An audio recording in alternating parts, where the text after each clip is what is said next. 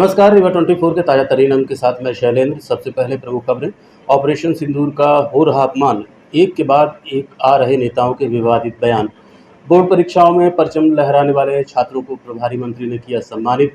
प्रभारी मंत्री की बैठक में शामिल न करने पर सिमरिया विधायक ने लगाए गंभीर आरोप। और मऊगंज जिले से हृदय विदारक घटना आई सामने, एक ही परिवार के 3 मासूमों की नदी में डूबने से हुई मौत। इन खबरों सहित अन्य खबरें विस्तार से। ऑपरेशन सिंदूर यानी आतंकवाद के खिलाफ जंग के बाद नेताओं की फिसलती जुबान पर देखिए रीवा 24 न्यूज़ की ये खास रिपोर्ट। ऑपरेशन सिंदूर के बाद लगातार नेताओं के आ रहे बयान लोगों को हतप्रभ कर रहे हैं।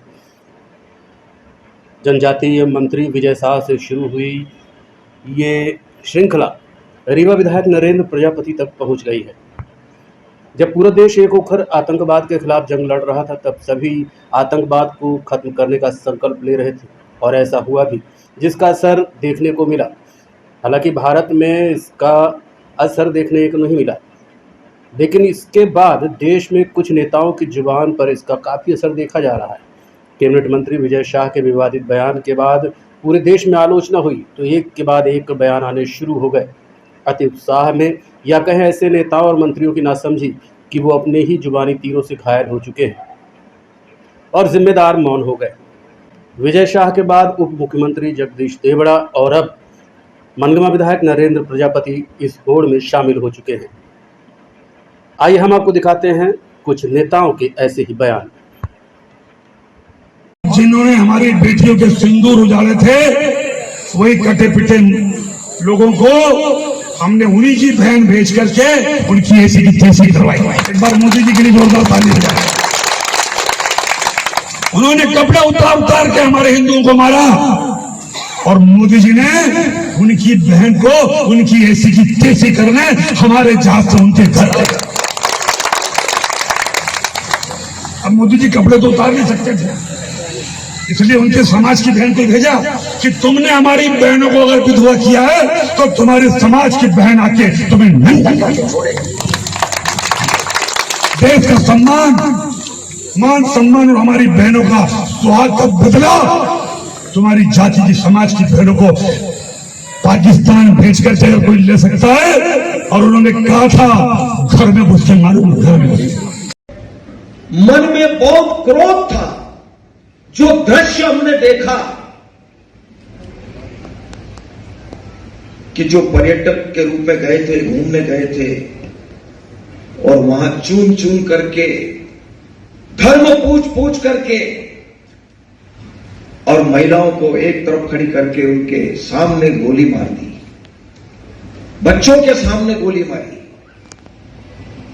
उस दिन से दिमाग में बहुत तनाव था पूरे देश के लोगों के दिमाग में कि जब तक इसका बदला नहीं लिया जाएगा और जिन माताओं के सिंदूर को मिटाने का काम जिन लोगों ने किया, जिन आतंकवादियों ने किया और जिन आतंकवादियों को जिनने पाला, जो पाल रहे हैं, उनको नेस्त नाबूद नहीं कर देंगे तब तक चैन की सांस नहीं लेंगे।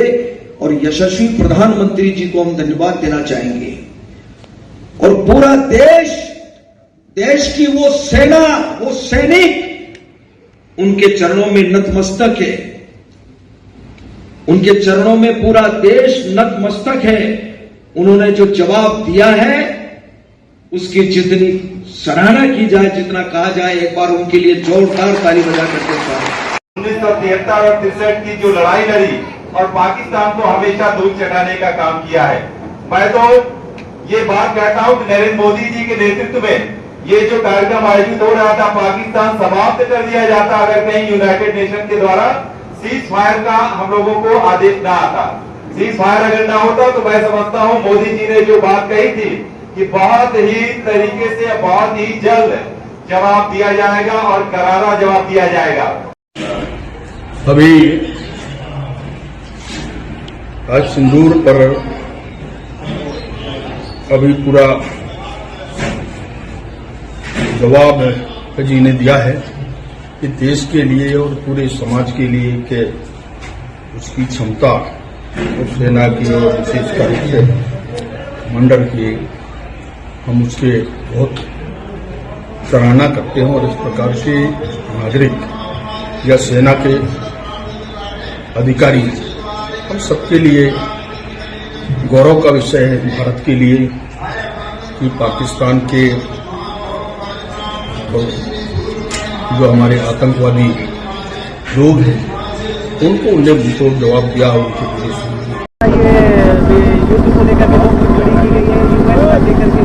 आज विधानसभा मनगामा में तिरंगा यात्रा यहाँ पर निकाली गई थी ऑपरेशन सिंदूर के सफलता होने पर।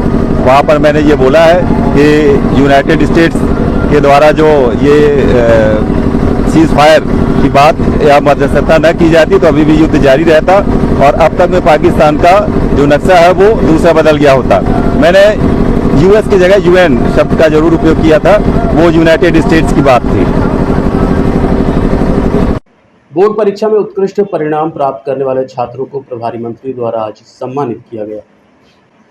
हाल ही में बोर्ड परीक्षाओं के रिजल्ट घोषित होने के बाद हाई स्कूल और हायर सेकेंडरी स्कूल के छात्र छात्राओं के उत्कृष्ट कार्य के लिए रीवा के प्रभारी मंत्री के द्वारा उनका सम्मान किया गया। मंत्री प्रहलाद पटेल ने कहा कि ऊंचाइयों पर पहुंचने के लिए परिश्रम की आवश्यकता होती है। इसी परिश्रम को साबित करते हुए जिन छात्र छात्राओं ने सफलता का मुकाम हासिल किया उनके साथ प्रदेश की सरकार खड़ी है। आयोजित कार्यक्रम के दौरान छात्रों का सम्मान करते हुए प्रभारी मंत्री ने आश्वासन दिया कि आने वाले समय में ऐसे छात्र छात्राओं को सरकार हर सुविधा उपलब्ध कराएगी। सम्मान समारोह के दौरान ऐसे छात्र छात्राओं से प्रभारी मंत्री ने यह भी वादा लिया कि वो अपने परिश्रम से पीछे न हटें और लक्ष्य प्राप्त होने तक डटे रहें।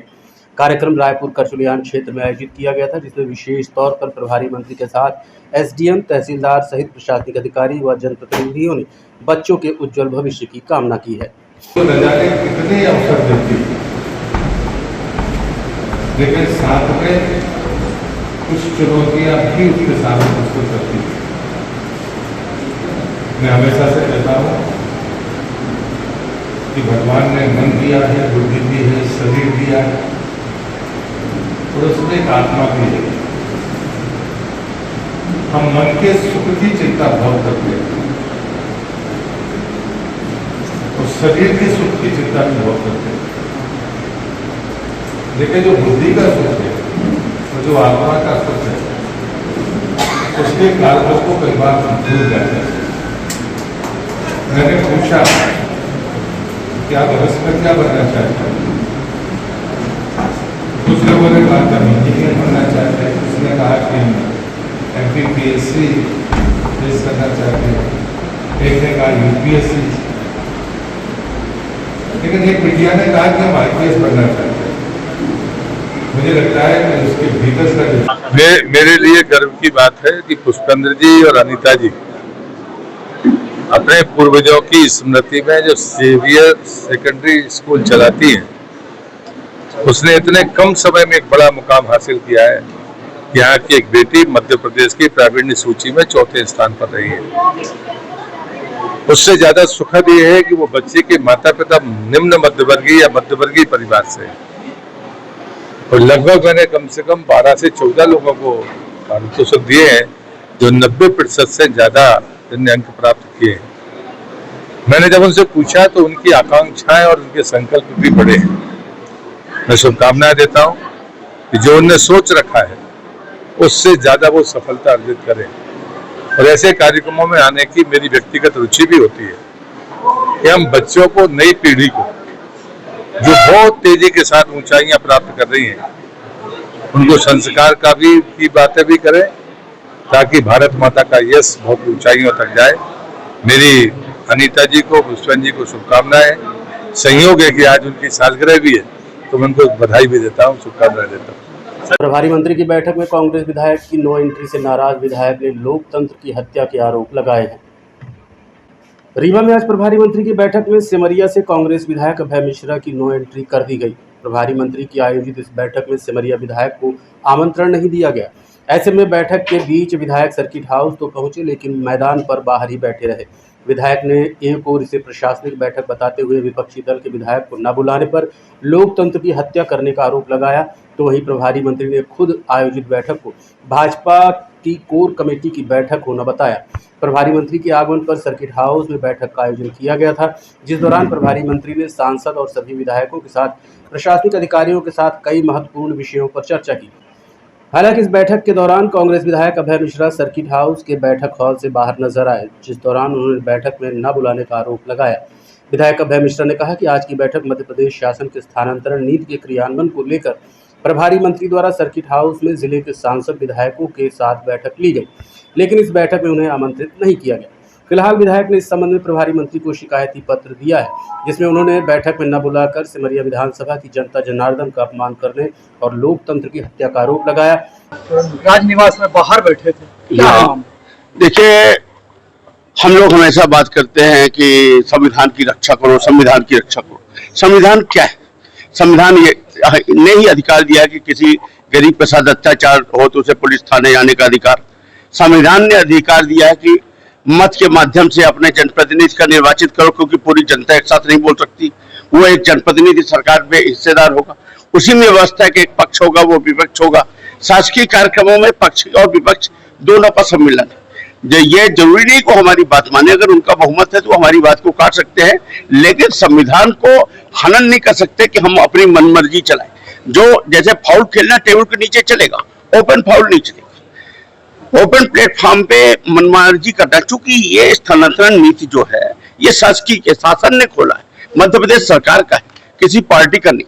तो अगर मध्य प्रदेश सरकार की स्थानांतरण नीति है तो उसमें जो भी जिले के विधायक, हमारे प्रभारी मंत्री महोदय जी क्या सिमरिया के विधायक नहीं है? वो प्रभारी मंत्री नहीं है क्या? सिमरिया की जनता इनको अपना प्रभारी मंत्री न माने? जब सिमरिया की जनता के भी यदि ये प्रभारी मंत्री हैं तो सिमरिया की जनता का प्रतिनिधित्व कौन करेगा? मैंने कल कलेक्टर वो जब और साथियों को, विधायक साथियों को आया और मुझे बुलावा नहीं आया, तो मैंने कलेक्टर महोदय से पूछा, तो काफी डिस्कस के बाद 2-3 राउंड बात करने के बाद उन्होंने कहा कि भाई जैसा ऊपर का आदेश हो आप जानिए, वो जानिए। मतलब उनका एक तरह से सीधा तो नहीं पड़ा, प्रत्यक्ष रूप से ये कहना था कि इसमें मेरी कोई भूमिका नहीं है और जैसा कि ऊपर से निर्देश है वैसा मैं कर रहा हूँ। अभी हम आए इसी के लिए, प्रभारी मंत्री जी ने खुद बताया कि इसलिए हमारी मतलब पार्टी लाइन की बैठक है, कोर कमेटी की बैठक है। मेरा उनसे ये कहना था कि कोर कमेटी की बैठक है तो फिर ये जो स्थानांतरण नीति है, क्या ये केवल कोर कमेटी और भारतीय जनता पार्टी के लोगों के लिए ही? और अगर है तो आप करिए, कोई दिक्कत नहीं। विपक्ष के लिए क्या प्लेटफॉर्म? हम कांग्रेस पार्टी से तो हम अपने सिमरिया की बात कहा करते, तो बोले ऐसा कोई प्लेटफॉर्म नहीं। मतलब एक तरह से ये हो गया कि सिमरिया के लोग इस पूरी व्यवस्था से वंचित है। ये स्थानांतरण नीति, ये प्रभारी मंत्री महोदय जी के द्वारा जो जिले में ये क्रियान्वयन है, इसमें सिमरिया या कांग्रेस का जहां विधायक है वो बाहर है। फिर यही तो है डेमोक्रेसी की हत्या, लोकतंत्र की हत्या तो यही है। मैंने ये पत्र लिखा, इसमें ये व्हाट्सएप है जिसमें एसडीएम महोदय ने उनके सामने स्वीकार भी किया कि हाँ। तो उन्होंने पूछा कि आपको किसने निर्देश दिया, तो उन्होंने कहा ऊपर से था, मतलब जिला प्रशासन ने दिया होगा। एसडीएम ने खुद स्वीकार किया कि हाँ इनको न देने और बाकी को देने का लिए था। हमारा ये कहना है कि लोकतंत्र का स्तर हम बहुत गिराते जा रहे हैं, बहुत ही घटिया स्तर पर हम उतरते जा रहे हैं।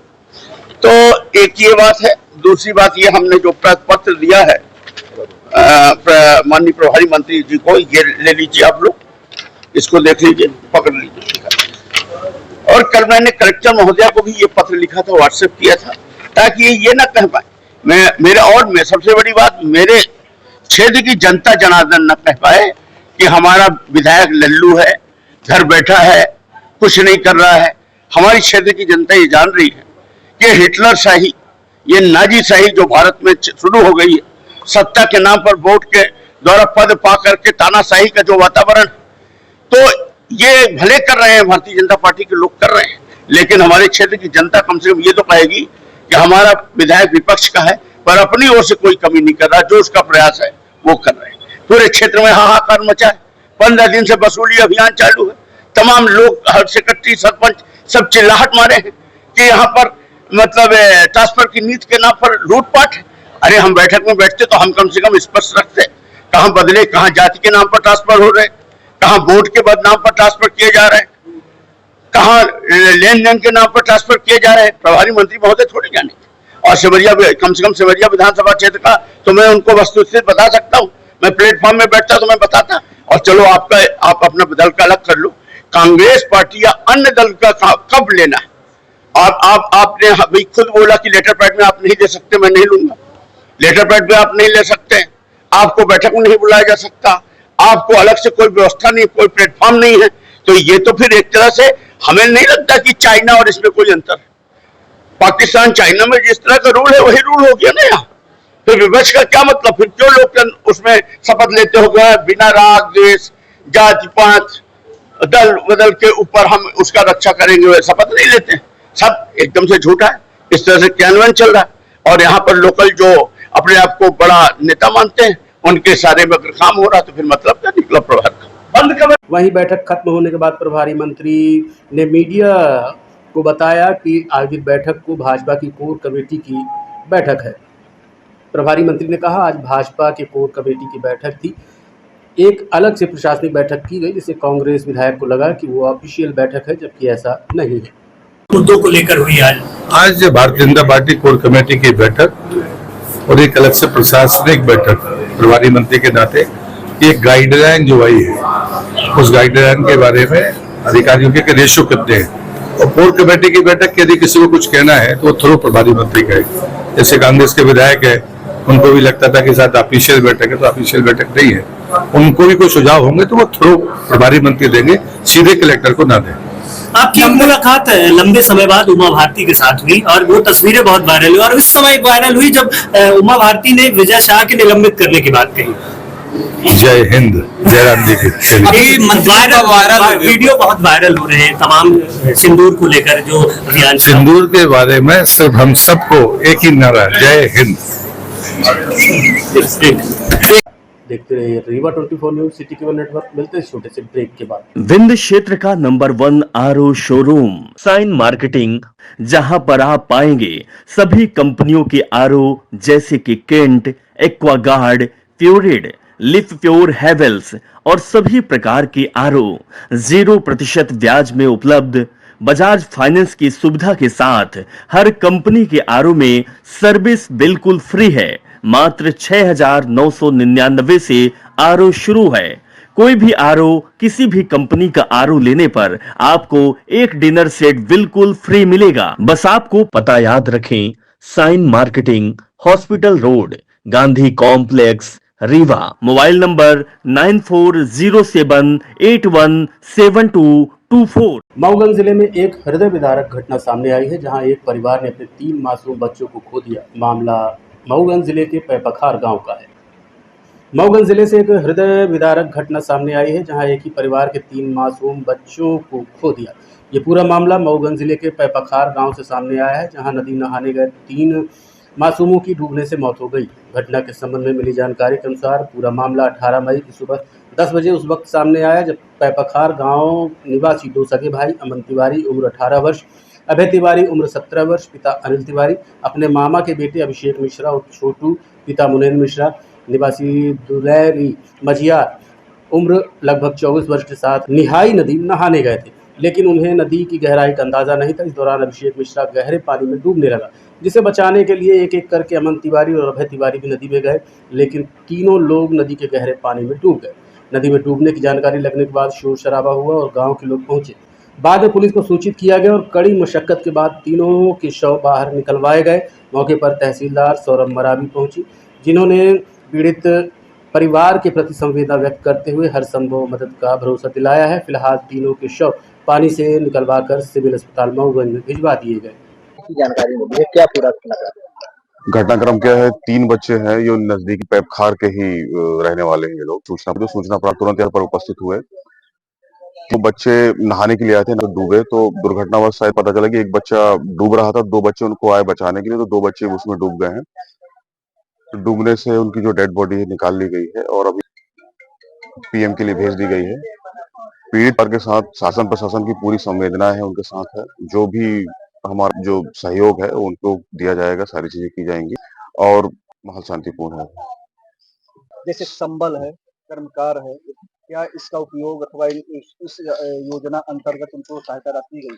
निश्चित रूप से दी जाएगी, दी गई है ये नहीं कहा जा सकता क्योंकि घटना को चंद मिनट ही हुए हैं, है ना। तो तत्कालिक रूप से बिल्कुल दी जाएगी। जो संबल का है, संबल का जो लाभ है वो तत्काल मिलेगा। इसके अधिक RBC 6-4 के अंतर्गत आर्थिक सहायता दी जाती है, जो प्रत्येक परिवार को, प्रत्येक मृत जो बच्चे हैं उनको 4 लाख रुपए के मान से, यानी कि 3 है तो 12 लाख की राशि तत्काल प्रदान की जाएगी। रीवा जिले के मनगवा थाना क्षेत्र अंतर्गत ग्राम बेला में 9वीं कक्षा की छात्रा की हत्या के बाद संदेही का शव घटनास्थल से कुछ दूर ही आम के पेड़ में लटकता हुआ पाया गया। घटना के संबंध में अब तक जो जानकारी निकलकर सामने आई है उसके मुताबिक मृतका संध्या वर्मा उम्र 14 वर्ष, पिता चंदन वर्मा कक्षा 9वीं की छात्रा थी। बताया गया है कि आज सुबह तकरीबन 7:30 बजे वो अपने घर में 2 बहनों के साथ थी। इसी दौरान गांव का ही छोटे लाल कोल उसके घर पहुंचा, जहां किशोरी का पहले उसने गला दबाया, उसके बाद सर पर लोहे के खलबट्टे से हमला कर दिया, जिससे उसकी मौत हो गई। इस बीच मृतका की बहन सहित उसके बाबा ने उसे बचाने का प्रयास किया, लेकिन आरोपी नहीं माना। घटना के कुछ देर बाद ही छोटे लाल का शव भी आम के पेड़ में लटकता हुआ पाया गया। घटना के पीछे का क्या कारण है, फिलहाल ये स्पष्ट नहीं हो पाया है। दोनों मौतों के बाद पुलिस घटनास्थल पर पहुंची और पूरे घटनाक्रम की जांच की जा रही है। देखिए, मृतका जो बच्ची है उसके बाबा हैं, मौके पर पहुंचे थे। मैं इनसे बात करता हूं। भैया, अपना के नाम का है? श्यामलाल भाई। कहाँ के निवासी हैं? बेला। आज जो खत्म भई है को आई कि कैसन घटना भाई, कैसन के जाने अपना पंचे? हम पंचे अब जाना हम पानी का चले गए रहे, माताजी काम में चली गई, बाप कंडा धर रहे, दूसरी छोट बहनी यहीं आपन रही, हुआ सामान का आवाज छोटे लाल को। कौन सामान ले? किराना की दुकान है? किराना की दुकान। हाँ, ठीक। अब जौन बात विवाद भ हो तो हम समझ नहीं रहे, पानी के चले गए रहे, पानी लेके आए तो रखें तो हल्ला उस छोटी सिकियानी एक बार कहीं कहे मरते हैं छोटी चाचा, तो हम पानी रखे ना किटियात रही तो दौड़ के गए भैया, ओकर घुट्टी पकड़े रहा, खलबट्टा से मार दे रहा, पकाने से खून बाहर रहा, खुपड़ी में मार दे रहा। हुआ जब हमका देखी तो छोड़ के भाग गई तो उठावे लागन तो ये हाथ में देखी खून। या भाग को गए हमारे का नाम रहा? जो छोटे लाल को। पिता के नाम का रहा? राम खिलामन। कि कहाँ के निवासी हैं? डेलई के। हाँ। फिर अपना गांव में फांसी कत्ती पे लगाई या नहीं जाना? हाँ भैया, हम पंचे फिर अपना पंचे लेके यहाँ चले चले। देखिए, मैं गए सामुदायिक स्वास्थ्य केंद्र गए में, जहाँ आज बालिका की मृत्यु हो गई है, उसके परिजन पिता हैं। मैं इनसे बात करता हूँ। भैया, आपका नाम क्या है? चेतनलाल वर्मा। पिता का नाम क्या है आपके? श्यामलाल वर्मा। कहाँ के निवासी हैं आप? बेला। ये आपके आज घटना हुई है? जी। कैसे घटना हुई, कुछ मालूम है आपको? हम तो वहाँ नहीं थे। हाँ। आपको कैसे पता चली कि बच्ची क्या है, कौन बताया आपको? उसी की बड़ी मम्मी आवाज़ मारी, हल्ला की। जब आप जाकर देखे तो कहाँ बच्ची के चोट लगी थी? सिर में लगी? सर में लगी। सर में लगी थी। अच्छा, फिर आप थाने को सूचना दिए? गए आए हैं, रिपोर्ट किए हैं। देखते रहिए Rewa 24 news, city cable network. मिलते हैं छोटे से ब्रेक के बाद।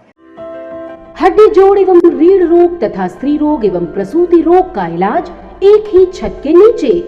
विघ्नहर्ता hospital and trauma centre, hotel landmark के पास, रतहरा, रीवा। डॉक्टर संतोष सोनी, पूर्व चिकित्सक, बॉम्बे हॉस्पिटल, मुंबई। हड्डी जोड़ एवं रीढ़ रोग विशेषज्ञ, छोटे चीरे एवं दूरबीन विधि द्वारा हाथ तथा पैर की हड्डियों का ऑपरेशन। गठियाबात, जटिल एवं बिगड़े हुए फ्रैक्चर का बेहतर इलाज करते हैं डॉक्टर संतोष सोनी। विघ्नहर्ता हॉस्पिटल ट्रॉमा सेंटर में ही स्त्री एवं प्रसूत रोग विशेषज्ञ डॉक्टर शैलजा सोनी भी उपलब्ध हैं, जिनकी देखरेख में नॉर्मल डिलीवरी, सिजेरियन ऑपरेशन एवं बच्चेदानी से संबंधित ऑपरेशन की बेहतर सुविधा। संतानहीन दंपत्ति तत्काल संपर्क करें। विघ्नहर्ता hospital and trauma centre, hotel landmark के पास, रतहरा, रीवा। सुविधाजनक एवं सफल इलाज हेतु आज ही संपर्क करें। विघ्नहर्ता hospital and trauma centre, hotel landmark के पास, रतहरा, रीवा। मोबाइल नंबर 7828781983 अथवा 8462956774 पर।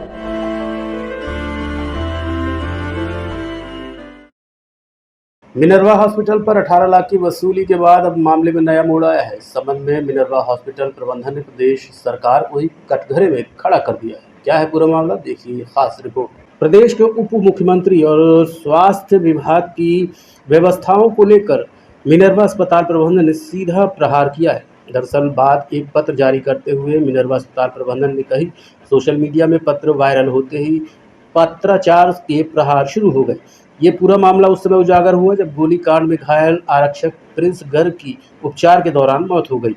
रीवा संजय गांधी अस्पताल में 6 घंटे इलाज चलने के बाद जब सिटी स्कैन के लिए नीचे आए लेकिन वापस नहीं गए और मिनर्वा अस्पताल में उनका इलाज शुरू हो गया। परिजनों ने आरोप लगाया कि सब कुछ ठीक होने का दावा करते हुए मिनर्वा अस्पताल प्रबंधन के द्वारा तकरीबन 18 लाख रुपए इलाज के नाम पर ले लिए गए। 1 सप्ताह के बाद जब प्रिंस की हालत खराब हुई तो आनंद फानन में मरीज को दिल्ली रेफर किया गया, तभी उसकी मौत हो गई। जब परिजनों ने पैसा वसूली के साथ इलाज में लापरवाही का आरोप लगाया तो मिनर्वा अस्पताल प्रबंधन एक पत्र जारी करके कह दिया कि सरकारी अस्पताल संसाधन विहीन होने के कारण मरीज को उनके यहाँ भर्ती कराया गया था। अब सवाल ये उठता है कि क्या रीवा की स्वास्थ्य व्यवस्था संसाधन विहीन है? क्या स्वास्थ्य मंत्री के दावे खोखले हैं? क्या रीवा के गली कूचों में चल रहे प्राइवेट नर्सिंग होम में स्वास्थ्य व्यवस्था बनी हुई है, या फिर प्राइवेट नर्सिंग होम संचालक इतने हावी हैं कि वो अपने बचाव में स्वास्थ्य मंत्री पर भी निशाना साध सकते हैं?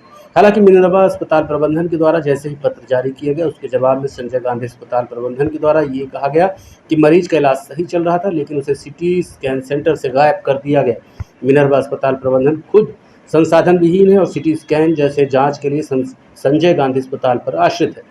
मिनर्वा अस्पताल प्रबंधन का खुद कहना है कि मरीज की शिफ्टिंग एक बड़ी प्रक्रिया है जो जोखिम भरा है, लेकिन केवल सिटी स्कैन के लिए मिनर्वा हॉस्पिटल से प्रधान आरक्षक प्रिंस गर्ग को 4 बार ले जाया गया। क्या ये जोखिम भरा नहीं था? मिनर्वा हॉस्पिटल का ये पहला मामला नहीं है जब इस तरह की स्थिति पहले भी निर्मित हो चुकी है। इसके पहले भी रकम वसूली को लेकर आरोप लगते रहे हैं और कई बार विवाद की स्थिति भी निर्मित हो चुकी है। हम आपको याद दिलाना चाहेंगे, तत्कालीन सिविल लाइन थाना प्रभारी हितेंद्र नाथ शर्मा को गोली लगने के बाद मिनर्वा अस्पताल में भर्ती कराया गया था। इस घटना को गंभीरता से लेते हुए दिल्ली और मुंबई के डॉक्टर एयरलिफ्ट कराए गए और उनके द्वारा इलाज किया गया, लेकिन घटना के बाद मिनर्वा अस्पताल प्रबंधन अपनी पीठ खुद थपथपा रहा है। वाले मामले में मिनर्वा अस्पताल के प्रबंधन का ये कहना है कि संजय गांधी अस्पताल सुविधा विहीन है, जिसके कारण हमारे यहाँ उसको पेशेंट को भेजा गया था और हमने सही इलाज किया। इसके बाद वो यहाँ से दिल्ली लेके गए। क्या यहाँ सुविधाएं नहीं है आपके यहाँ? देखिए, इस संबंध में हमारे संज्ञान में ये बात कल के दिन आई थी कुछ इलेक्ट्रॉनिक मीडिया के माध्यमों से कि किसी एक निजी अस्पताल ने, जो आप ठीक नाम ले रहे हैं, उसने ये विज्ञप्ति जारी की है कि हमारे यहाँ संसाधनों के अभाव के कारण प्रिंस गर्ग को, जो मरीज गोली लगने से घायल होकर यहाँ लाया गया था, उसको यहाँ से रेफर किया गया। ऐसे शब्द थे उसमें, जो मेरे संज्ञान में जो आए हैं वो पढ़े।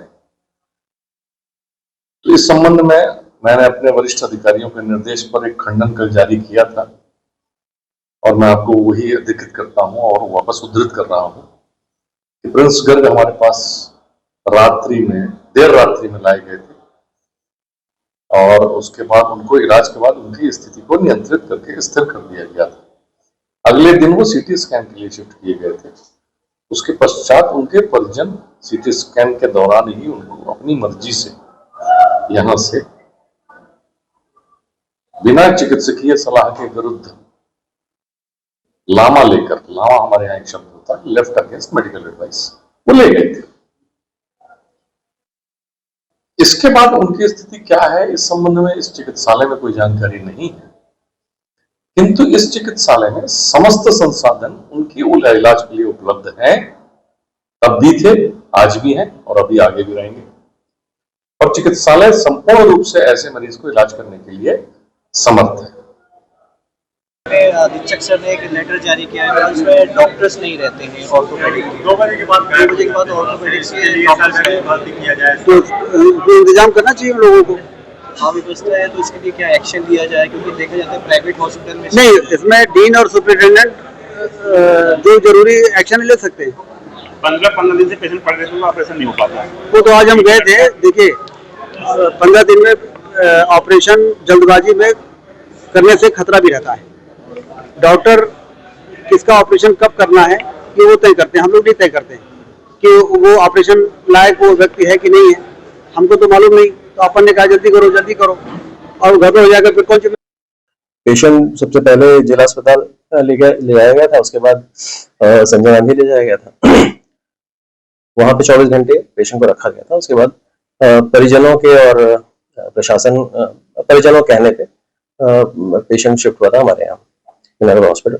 जब आया था ब्लड प्रेशर बहुत कम था, पेशेंट की जो सैचुरेशन था वो बहुत कम था, 60 के आसपास था, और पेशेंट के गले में ट्यूब जो डलनी चाहिए, एयरवे को सुरक्षित करना चाहिए था, उसका प्रयास किया गया था वहाँ पर, शायद सक्सेसफुल नहीं हुआ था वो। तो हमारे यहाँ पेशेंट आते ही तुरंत उसका क्यों हमारे पास वीडियो लैरिंगोस्कोप होता है जिसकी सहायता से उसको जो एयरवे होता है सुरक्षित किया गया और पेशेंट का ब्लड प्रेशर और बाकी चीज़ों को कंट्रोल किया गया। ठीक है, और जैसा कि कहा जा रहा है कि लापरवाही हुई और बाकी चीज़ें जो आरोप लगाए जा रहे हैं वो निराधार है, क्योंकि अगर वो हमें रिसीट्स दिखा दें कि भाई कितना हमने उनसे चार्ज किया तो हम उसको देख सकते हैं, ऐसा कुछ हुआ नहीं।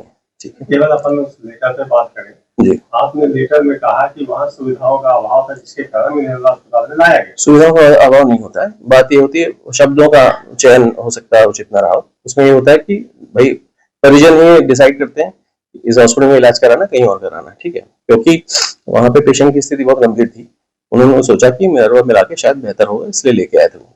एक पेशेंट को शिफ्टिंग में कितना एक्सर्शन होता है, क्या बता सकते हैं आप? कहाँ से शिफ्टिंग? जैसे शिफ्टिंग की जा रही किसी पेशेंट को वहां से यहाँ लाने में, यहाँ से दिल्ली ले जाने में, तो इससे भी कुछ इफेक्ट पड़ता है? बिल्कुल इफेक्ट पड़ता है। अगर आपके पास सुविधाएं हैं, जैसे एम्बुलेंस अच्छी एम्बुलेंस है, वेंटिलेटर वाली एम्बुलेंस है, तो छोटे दौर का जो शिफ्टिंग होता है कम आधे घंटे का 40 मिनट का, ये तो आसान शिफ्टिंग होती है। लंबा अगर सफर तय करना तो मुश्किल होती है उसमें। सर अपने यहाँ जो मिनर्वा अस्पताल है यहाँ सिटी स्कैन नहीं है जी, जिसकी हमको जानकारी। पेशेंट का 4 बार सिटी स्कैन करवाया तो आप भी शिफ्ट किए होंगे। एक्सपर्ट हैंड्स में शिफ्टिंग होती है। हमारे जो स्टाफ है, जो एक्सपर्ट होता है, जो आईसीयू एक्सपर्ट होता है, वो पेशेंट को लेके जाता है, तो उसमें प्रॉब्लम आधे 1 घंटे की शिफ्टिंग में प्रॉब्लम नहीं होती है। ऐसा क्या अभाव, क्या गलती हो गई संजय गांधी में जो यहाँ सुधारने का प्रयास किया गया? नहीं, गलती नहीं है, चोट इतनी जटिल थी, जो इम्पैक्ट था गोली का। आप भी जानते हैं किसी को छाती और गले में गोली हृदय के पास में लगती तो बचने की संभावना बहुत कम होती है। बहुत ही कम ऐसे लोग होते हैं जो खासकर जो महाधमनी कैरोटिड की आर्टरी में चोट लगने के बाद बचना बहुत बहुत असंभव सा होता है। तो उसमें जो भी आप बेस्ट कर सकते हैं, प्रयास कर सकते हैं, वो किए जाते हैं। सर आधी रात को पेशेंट यहाँ आया था संजय गांधी अस्पताल में और तकरीबन 5 घंटे के बाद वो जब सिटी स्कैन के लिए दोबारा उतरा वहाँ, तो उसके बाद ये आरोप है कि उसको सीधे मिनर्वा लेके चले आए। तो ये 24 घंटे नहीं, केवल 5-6 घंटे के लिए पहले जिला अस्पताल गया, फिर संजय गांधी गया, इसमें लगभग 20 से 24 घंटे। आज के अंक में इतना ही। देखते रहिए रीवा 24 न्यूज। नमस्कार।